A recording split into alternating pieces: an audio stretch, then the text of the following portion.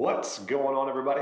It's Dot Bets checking back in for probably my favorite golf tournament of the year, the Masters Super Bowl of Golf.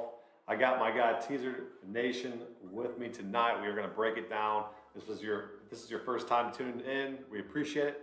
We go live every single Wednesday night, going over the upcoming PGA Tour contest.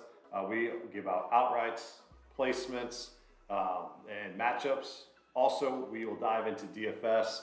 I'm building 20 lineups this weekend for the Masters. So we'll deep dive into DFS a little bit later on in the show. We'll focus on who we like for outrights, who we like top 10s, top 20s, and if Teaser's got any matchups that he's liking, he'll provide those as well.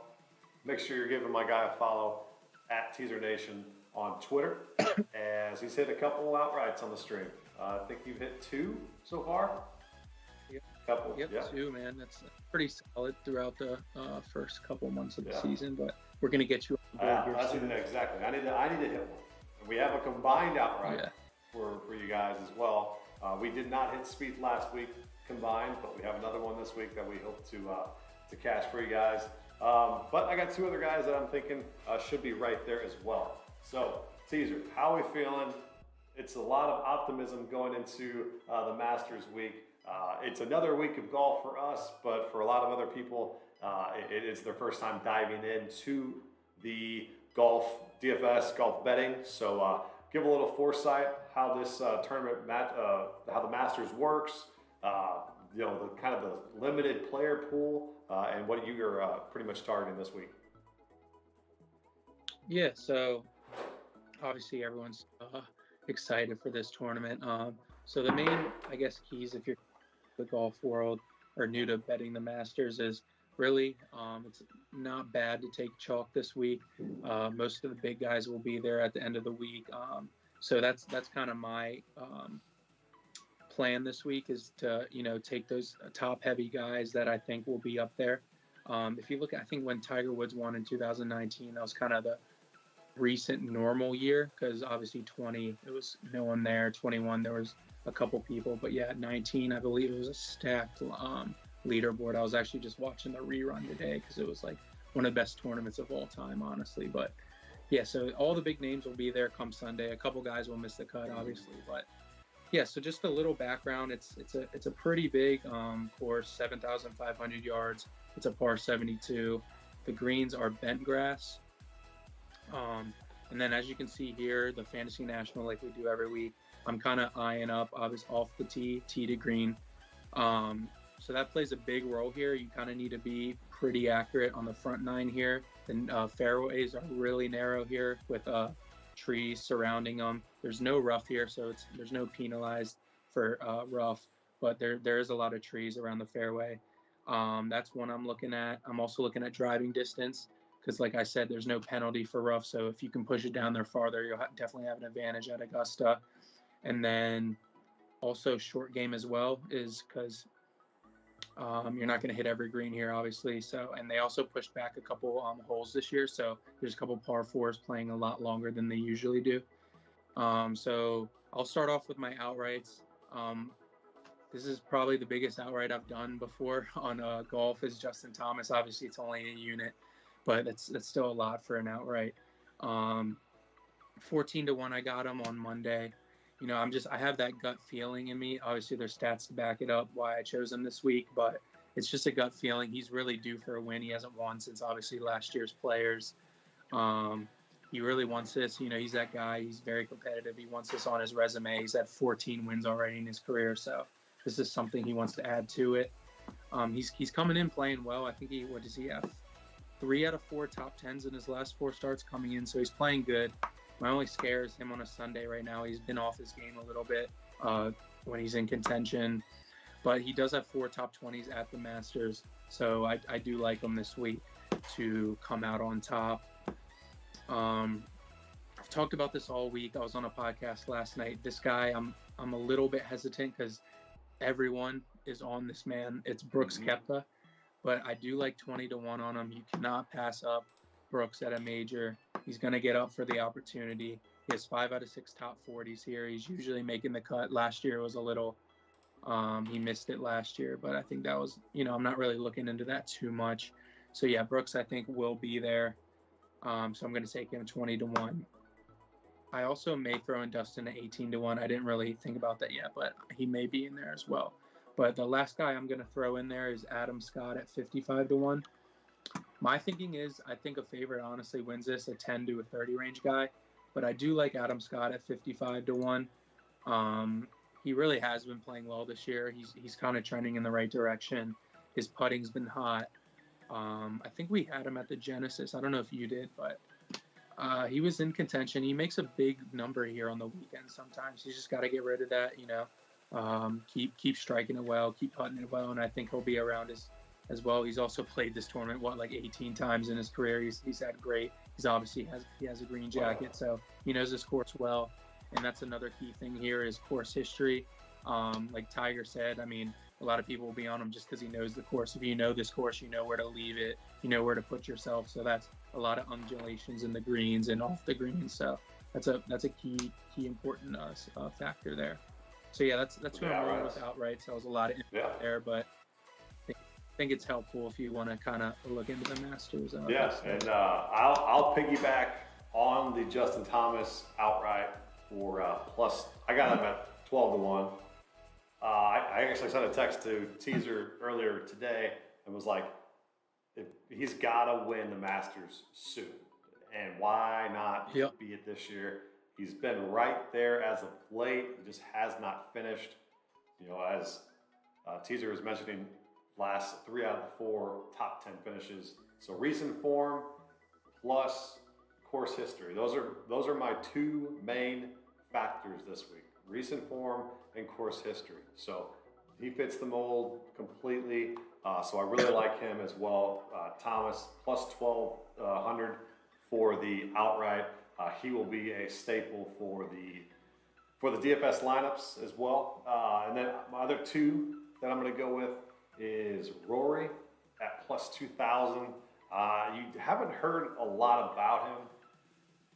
There's a lot more buzz, they would say, around other guys. But Rory changed up his approach from this past couple of years. He usually plays in that match play, then takes a break, and then comes and plays the Master.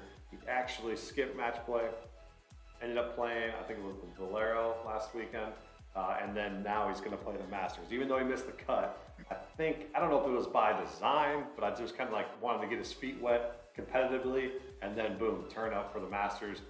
Always something that he does pretty well at. Let's see his filter for the Masters.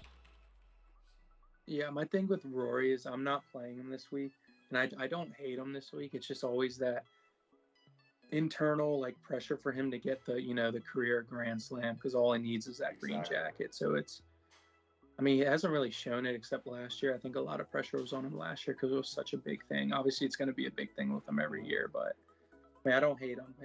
I think he'll eventually get it. I kind of want him to. But yeah, and there's 3 guys from last year who missed the cut. It was Cantlay, Dustin Johnson, and Rory. All 3 of them missed the cut last year. So I feel like all 3 of them will bounce back with a vengeance this week. And I'm not targeting DJ. I did consider his outright. I just couldn't pull the trigger there. But I do like him this week for DFS. And then Cantlay as well. Cantlay, his ownership for DFS is very, very appealing. He's just not getting that much love up there. But my other outright that I'll go to real quick, everybody in their freaking Joey Pipes says DJ won a fake Masters. Very true. Very true. But the other one is going to be Xander. So Xander, Schauffele? Schauffele, yeah.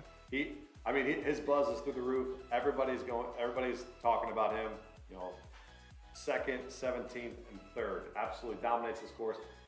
With all the rain, I am looking more towards the guys who hit the ball higher than a lot of other people, and a little bit further.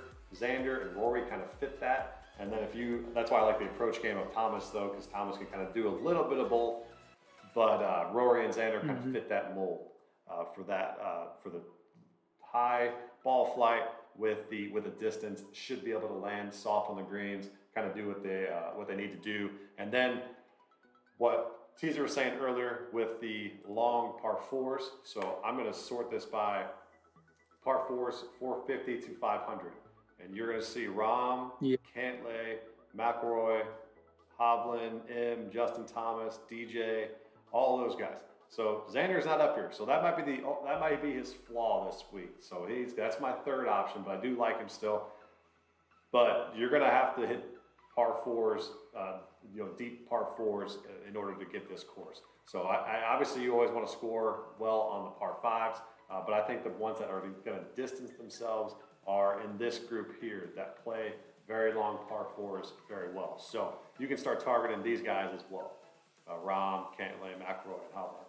And that kind of leads me into my top 10 with Rahm, because if you look at his recent form, you look at his course history, it's absolutely insane when it gets to the Masters here. I'm going to pull it up real quick for you guys. So this is the Masters here. 27th, 4th, 9th, 7th, and 5th. Absolutely insane.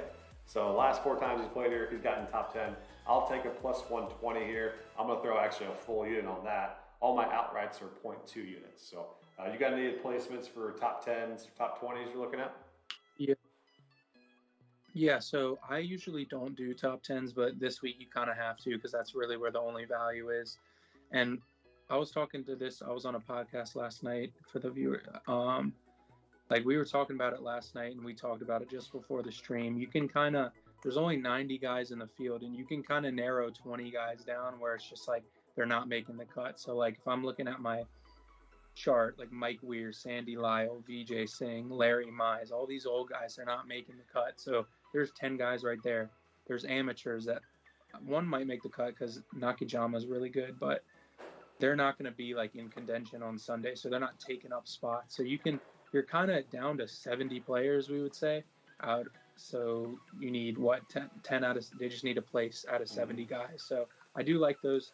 Just like a thought there, kind of just narrowing down the field. You can't really do that at any other tournament, obviously. But so I'm going to start with Xander.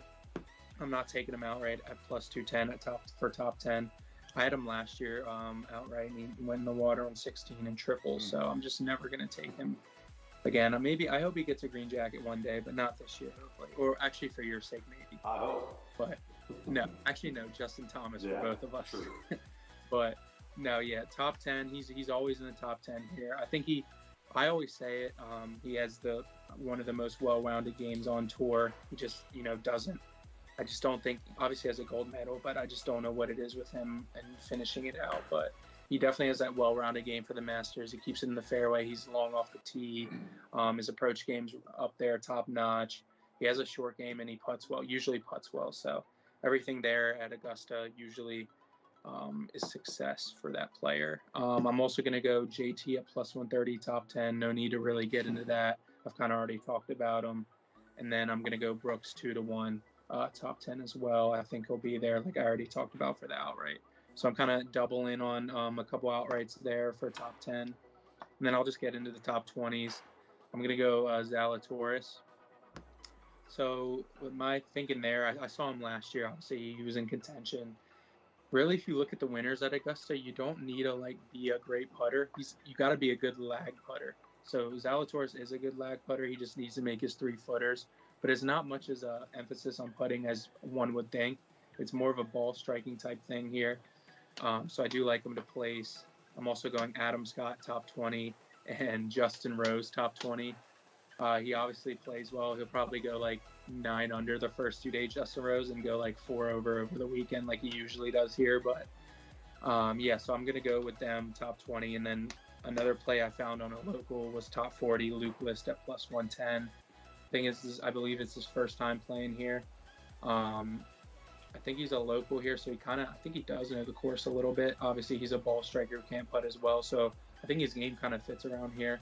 Obviously, it's his first time, but I do like him to place top 40. So that kind of rounds out my placement card. I'm always afraid of Luke List because his putter is just so ass sometimes. And he just scares me. They keep you in the mix. Top 40, I'll always take Luke List because you get that, leeway a little bit. I don't like taking him top 20 because you do need a decent putting week. So top 40 gives me a little leeway Right. there. So Oh yeah, and then I'll do 3 top 20s here, real quick. It'll be Finau at plus 180. I'm gonna throw a 1 unit on there. He loves this course. I know his recent form, and I just said it before that the form. I was kind of mixing the two. I'm overriding course history here for Finau over the recent form. So I like Finau to place top 20. Fitzpatrick at plus 150, and then I got Louis at plus 130. So the Fitzpatrick and Finau are going to be 1 unit plays, and Louis will be 0.5 unit play. And we'll tweet all these out. We'll tweet our cards out after the stream. But if you guys have any questions regarding anything placement-wise, bet-wise, let us know. And kind of the question, we'll lead this kind of into the DFS section here, but we'll transition to what are you going to do with Tiger Woods this week, Teaser? That's probably just because he moves the needle so much, everyone's kind of saying, he's going to miss the cut, make the cut, he's going to finish the tournament. What do you think you are going to do with Tiger this week? If you're playing DFS, betting, what do you think his outcome would be? So, that's such a good. I mean, I've been asked it so many times this week, but it's like I don't know if I like the miscut, may cut bets really. So I'm gonna stay away from those. But I really don't know. I want to see him walk the course the first day. I mean, the dude's has a mean limp still. You can see it. I don't know. It's applaud to him, applause, but it's insane he's doing this. But I mean, I could see him contending. I could see him blowing up. You never know. But the one intriguing bet I'm very close to taking is Tiger in a tournament matchup with Patrick Reed. Tiger Woods is plus 180. It's so intriguing to me because Patrick Reed does have the course history here. He won in 18. I get that, but he's playing horribly. Him and Matthew Wolff just are automatic fades. So it's tempting, but I don't know if I can do it. I might just be just a fan and just watch him all week. No, I'm in the same boat. I've been on back and forth in my head just nonstop. And it's okay, Tiger literally barely could swing a club. Now he's playing in the Masters, one of the hardest places to walk, of course, with all the hills and valleys and all that. I get it, he's done it for 15, 20 years, whatnot, but it's just a lot to handle. And so one part of me is okay, I'm gonna completely fade him.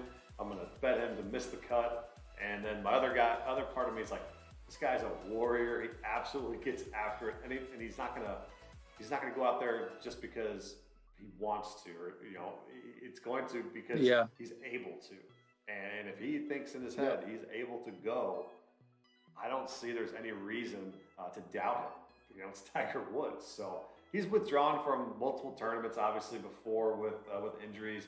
Will it happen again this week? I don't believe so. He's either going to just miss the cut completely or finish top 30.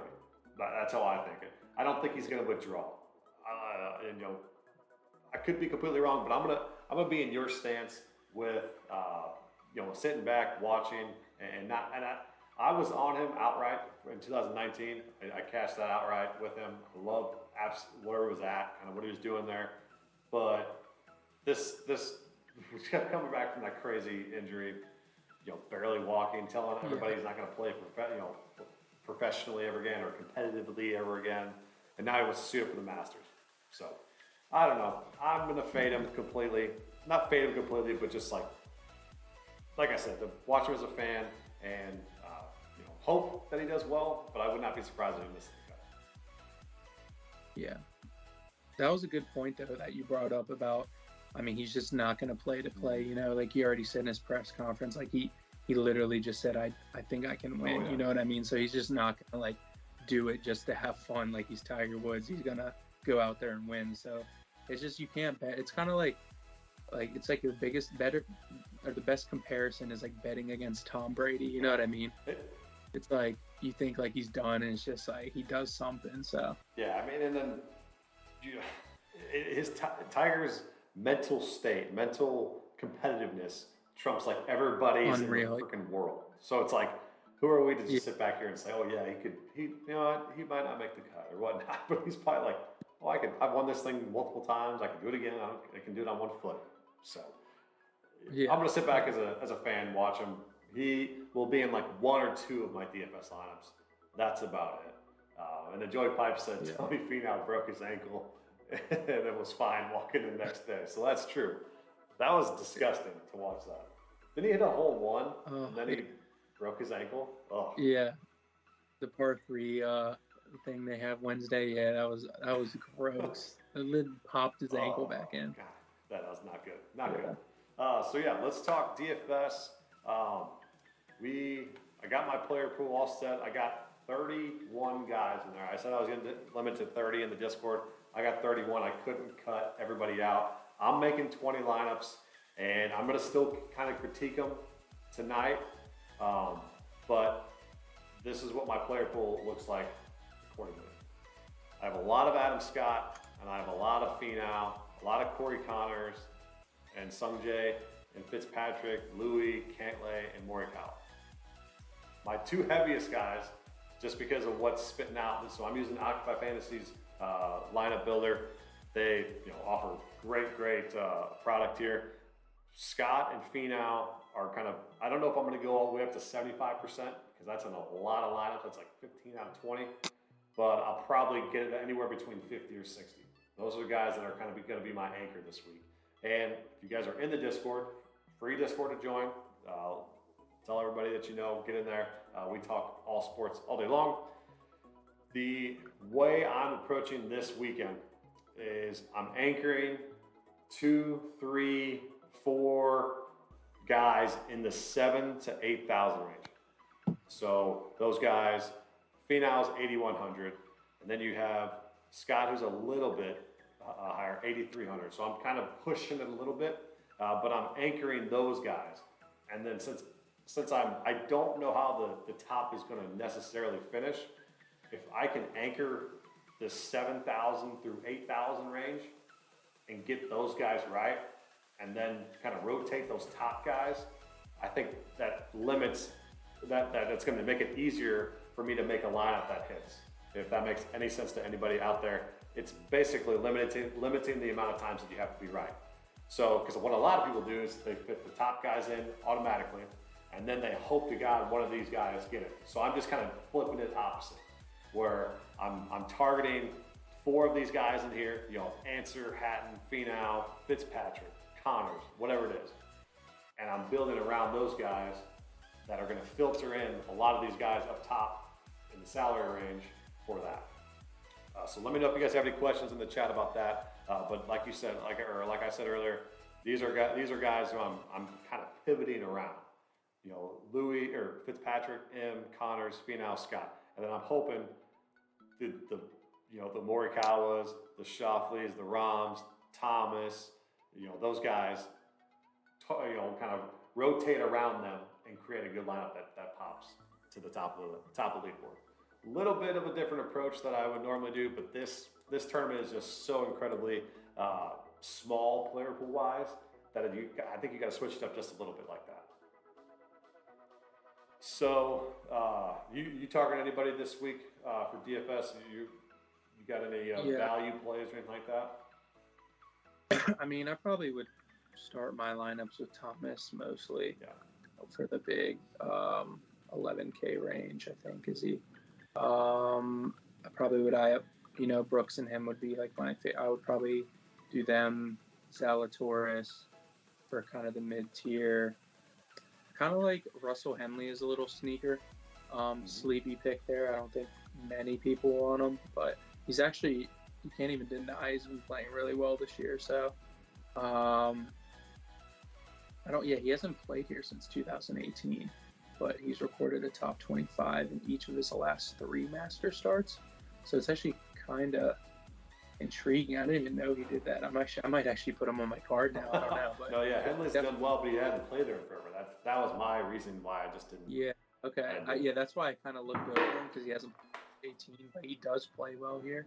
Obviously, I don't think he wins the thing, but I mean, he's like maybe a dark horse for like a top 10, top 20 type guy, which will help you in DFS, obviously. yeah, I mean, I don't mind him. Another guy I've kind of he's been kind of on my radar this week is Siwoo Kim. Um, I was on him last week in a tourney matchup. He played pretty well. I think he came top 20. What's he done here? Yeah, he came 13th last year, but yeah, I can't find him right now. But yeah, I think he's a nice little play you could do here. Yeah, so he's been in decent shape, I guess. Not the worst, but not the best either. But yeah, I mean, there's a couple guys I would kind of target. I don't have like the whole like salary range in front of me, Yeah. but I got your boy on the screen. You gonna have any? You like him this week at all? uh, I can't do it his first time here. Exactly. I just can't. Yeah, it's he actually I don't even know if he kind of fits it with the driving distance here. I don't know, man. I don't know if he kind of works it right to left for my liking. Yeah. You kind of need like a little draw around. You need to be a shot shape creator here. I don't know if he has that yet. I kind of want to see a little out of him. Yeah, so for years to come, we're definitely taking him, but I want to see how he plays here because it's definitely different playing for your first time. Oh, 1,000%. And then I'll give out 3 below 7,000 guys that necessarily, so because you kind of always want the kind of sub 5% guys to. Oh, Hoagie, man, Hoagie. You like Hoagie? Yes. So that's another one. But then the other 3 that I got is Cameron Champ. Like Cameron Champ, his form at the Masters, he's done pretty well. I think he's been top last 2 times he's played, or the only 2 times he's played, he's been top 20 each time. So Cameron Champ here. I know he's just kind of trying to find it still, but I'm taking course history. Shout out to Booby Miles and in the Discord for getting me on Sepp, because I like the more and more I thought about it, Sepp Straka, he could potentially be up there. He's a good dart play. He fits the hole, hits it high, hits it far, and hopefully he can putt. That's what I'm hoping for. But he's a nice dart throw. And then also the guy that I've been on a little bit throughout this year is Thomas Peters. Thomas Peters is a guy, he can, he's kind of hit or miss, as you guys can see here. Tied for 12 cut, tied for 32nd cut. He's either on or he's off. So this is a guy that I just think that is a dart throw under 7,000 that can get you guys up there in the leaderboard if you want to. But those are 3 guys that I like, and then you said Hoagie as well. So Hoagie is a good one too, under 7,000. So we gave some value plays here. So who? I kind of asked you this before we were getting on because I'm still debating it. I can't believe I'm going to say this on a stream, but who are you fading? It's hard to fade those top guys, but you had to fade one top guy. Who would you leave out of your player pool, or who you just don't want anything to do with this week? I hope Joey Pipes is on for this one. We've already argued this in the Discord. Sam Burns, man, it's a fade until further notice. Joey Pipes will have a fit with that one, but I've got to see it. If he gets top 20 here, I'll change my mind. But if he gets a top 20 this week, I'll change my mind about Sam Burns, like right off the bat. But I want to see him do it at a major. Wow! Look at Joey Pipes. I'm Sam Burns' fade guy this week. Look at you guys. Woo! Oh wow, is he? Let's go. Okay, yes. I don't know. I just want to see him first. Maybe, actually, I want to see him the whole year, honestly, because people are like putting him in the Scheffler, like all those young guy categories. I mean, he doesn't place in majors. Like Scheffler's last 6 majors, he's at 6 top 20s, which is just insane. And I don't think he's on that tier yet. So I do want to see him do it in the 4 majors. I want to see him at least get 2 top 20s if he's going to be that guy. So and Sam has not played here before either. Yeah, he's not. So I'm curious to see what he does. I think he's played a couple majors last year, the PGA and stuff, and didn't play well. So I'm curious to see what he does here his first time.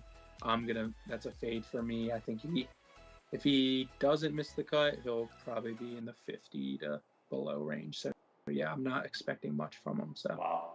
Yeah, no, I think that's a great play. I think that's a good pivot. A lot of people like Sam Burns. It's a new name who's been very good recent form.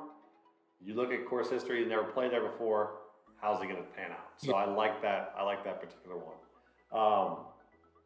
This one is just, I might be idiotic for even recommending this. This is just me being completely against playing the top dog at all times. I'm just gonna fade Scotty Scheffler, which is just so stupid to do. But I'm just gonna do Oh, it yeah. just because. Basically, I just don't want to play 11,000 DFS. I don't want to because I think there's so much other great pieces, and I know Scheffler does pretty well at the Masters. I'm pretty sure if I look at his stats, it's gonna tell me not to fade him. And his recent. But he hasn't played here in a like regular tournament though, so that's one thing that could go your favor. He's played in the Joey Pipes fake Masters, I think. That is true. 2020, 21. That is true. Yes, 20 he played in the fall. You never play her in the fall, and then 21 you played her with no fans. So 19 and 18. Yep. Now he's gonna have a lot of fans. We'll see. He's going to be in my player pool for DFS. But he's going to be like a small percentage that I play. Maybe like a 5%, 10% guy. But nothing to do with him betting wise, just in case he does show me up. But he'd be the guy that I would fade. Just he's most expensive guy. His recent form is stupid. But he has played in like Teaser said, some fake Masters and not the real deal. This one will be back to the real deal, and I'm excited to see all the fans there. And to see the wonderful, wonderful display of golf that will be on display for all to watch. So it's finally golf Super Bowl at the right time. Yeah, I'm excited too. Another name I want to throw out there actually, because he's actually playing with Tiger the first 2 days, is Joaquin Niemann. I don't know how people want to look at that, but he could play better playing with Tiger, but I don't think the guy's getting sleep tonight. He's probably freaking out. I honestly think it's going to be, I wanted to fade him, but I don't know how, I don't want to look too much into that. You know what I mean? Like outside stuff, but having Tiger crowds playing, he's never experienced that. He's been on tour. He's young, but he's really never experienced something like that. So, I mean, it's a whole different beast, like playing with Tiger Woods. So I think that could affect him in a negative way, or it could affect him in a really good way. So, because he's a really good player. So I don't know. It was just something I was thinking about. Maybe that kind of changes how he plays. Also, Tiger Woods is going to play really slow, and Niemann loves to play fast. So that's another thing. He's a very fast player, and Woods is going to be limping around. He's not going to be the fastest. Wow, I like that. I like that.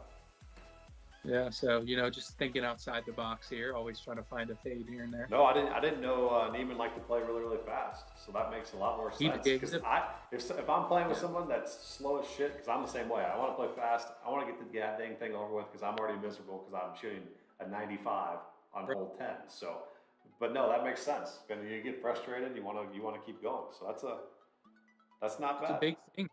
It's like playing with Billy Horschel. They hate themselves by the end of the day. The dude moves so slow. I mean, in match play, he does it on purpose. But it's tough if you play fast. Like Brooks Koepka, he hates that shit when someone's moving slow. So I like that. Yeah, I would probably fade Niemann now. The fact that you that little analysis there, I'd probably fade him because you could go either way. But if does Tiger normally play fast or slow? Or is he just kind of? He's probably a normal. They had ratings and stuff. Yeah. They would actually tell people they had that. But I'm pretty sure Tiger was more on the faster player. But I don't think he's going to be moving too fast. No, for 2 years. I don't think so either. So, all right, we went through outrights, our placements. We got all types of stuff, DFS strategies, who we're on for DFS, who you should be fading. If you guys have any other questions, hit me or Teaser up in the Discord or on Twitter. So any final thoughts, final statements you want to say before we get up on out of here, Teaser? No, man, just, bet what you would like, but bet with caution. Don't go too overboard this week because I know everyone loves to bet the Masters. But yeah, man, I'm definitely excited. All I got to say is Justin Thomas is your 2022 Masters champ. We'll end it on that. We'll end that right there, right now. Let's cash an outright together. That'll be solid for the stream moving forward. So, All right, we appreciate you guys tuning in. We'll be back next Wednesday for the letdown tournament of the season after the Masters, where nobody cares about golf anymore. But we'll take it. I'll be there though. I'm going down there for the RBC. Oh, there you go. That's awesome. Yeah, it's gonna be fun. Yeah. All right, so we'll get up on out of here. We appreciate you guys tuning in, and we'll see you guys. Oh, stay up.